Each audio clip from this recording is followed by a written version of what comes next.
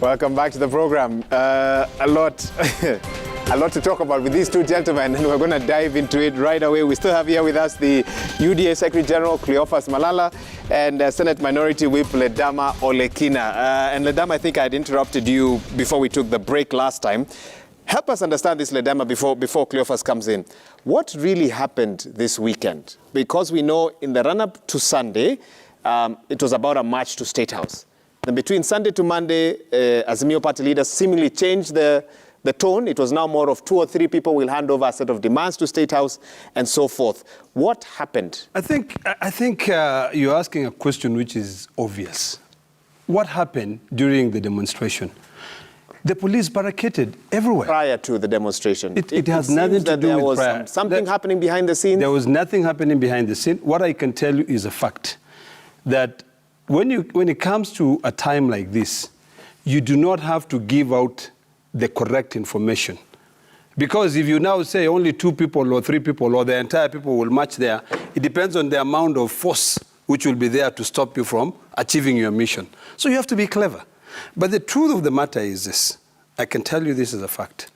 These police officers who are being used are the same police officers who now, when they go to a hospital, they have to pay from their pocket to get medical care.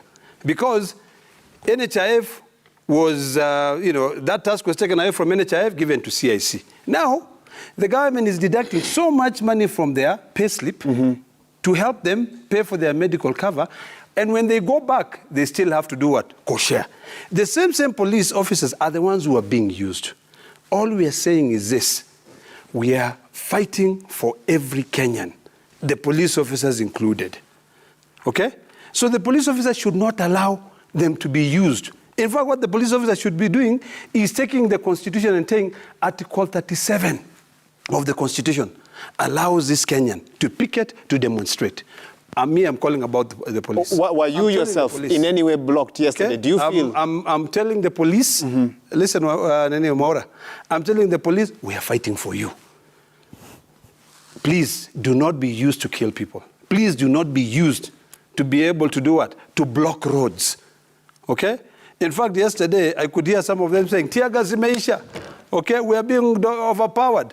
They are dominating, And it's not, because they don't feel comfortable. They're saying that what they're doing is illegal.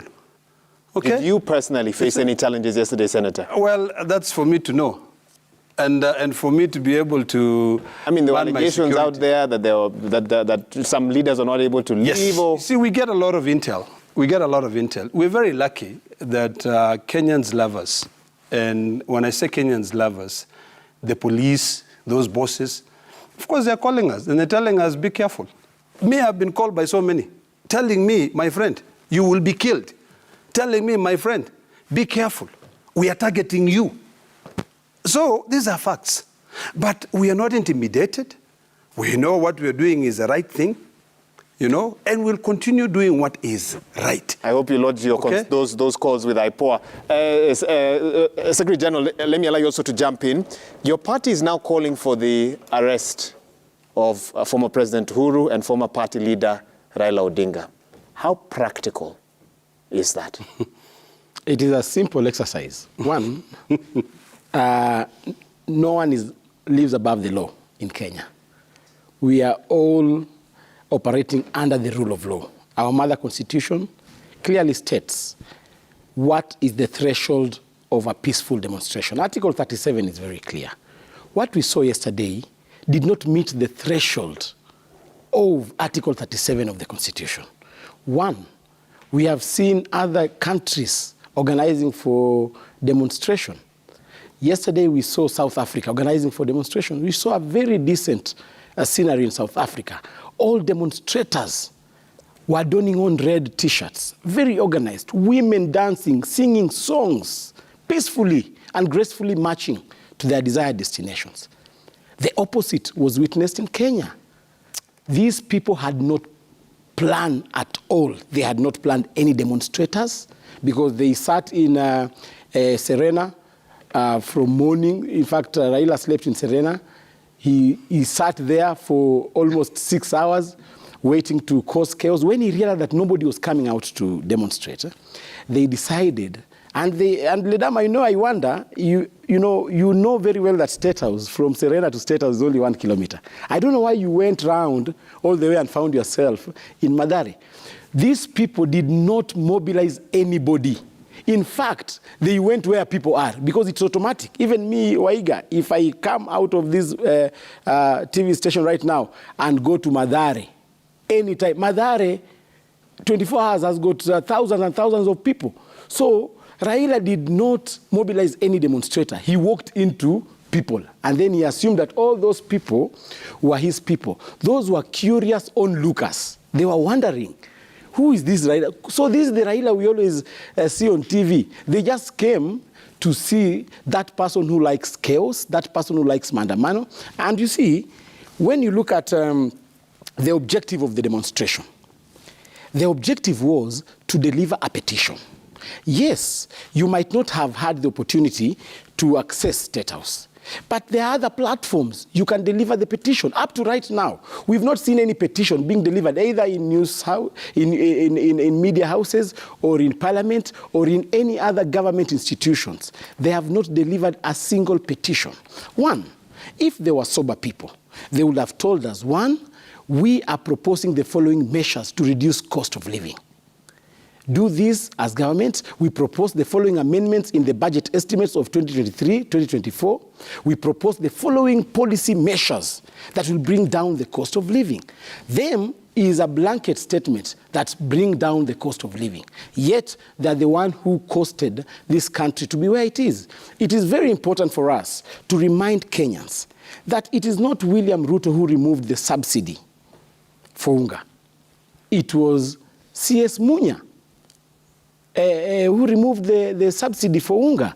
And therefore, you cannot come, you cause a problem, you are part of the reason why Kenya is where it is right now, then come demonstrate after 6 months. Second, we were expecting the ODM people to bring a comprehensive proposal to the government on how they would want the laws that govern selection of IEBC commissioners be amended. You must be told, you must be, and these must come out clear, that the Parliamentary Party Liaison Committee, where all Secretary Generals of all parties sit, sat down, pursuant to the court order that was given by the High Court, that we have one person representing the Parliamentary Party Liaison Committee in the select committee of the IEBC commissioners. All the 90 registered political parties retreated in Nakuru. This should have been around February. Yes, February 15th. February 15th, they retreated in Nakuru, in Naivasha. They selected one person through universal suffrage.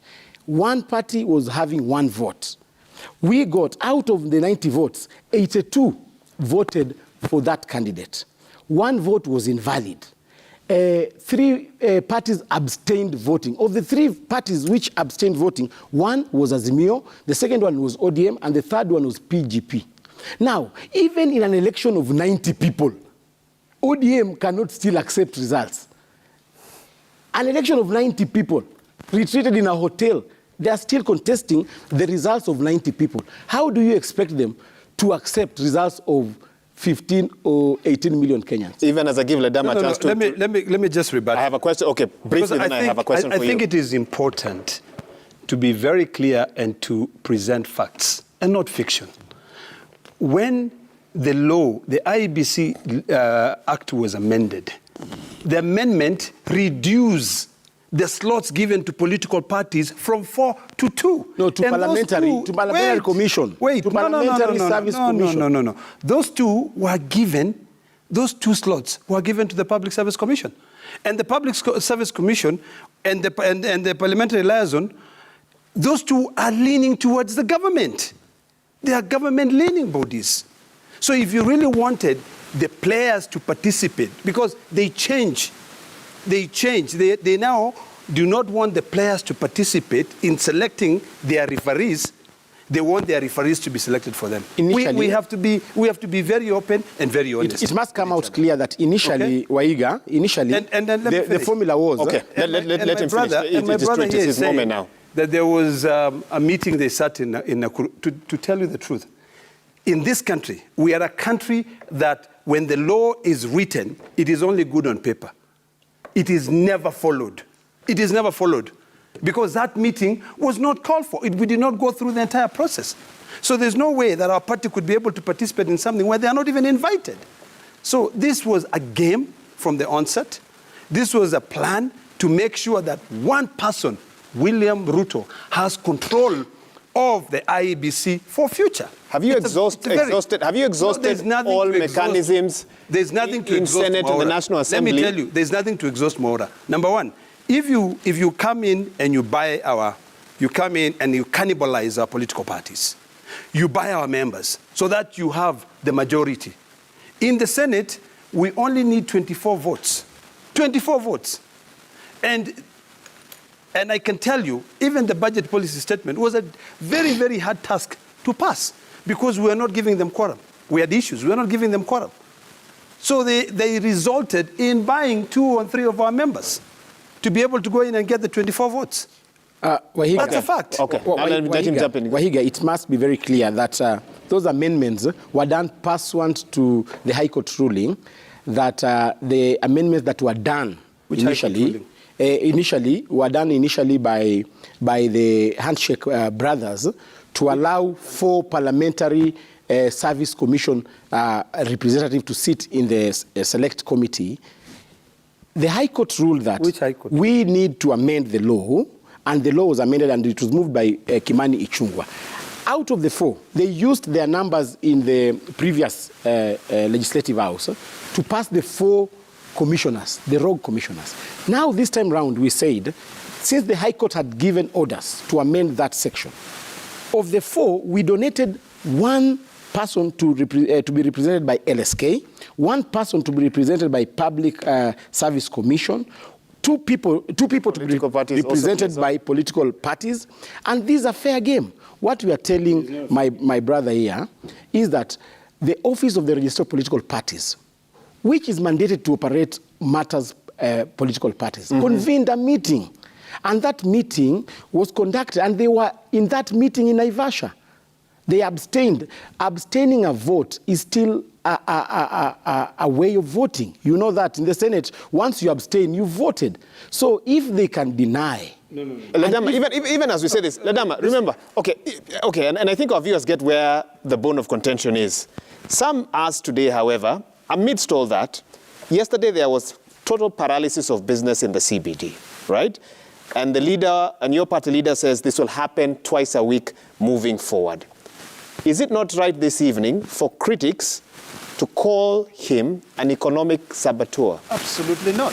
Why not? For the business community. Even from a business perspective. 2 weeks ago, was it 2 weeks ago?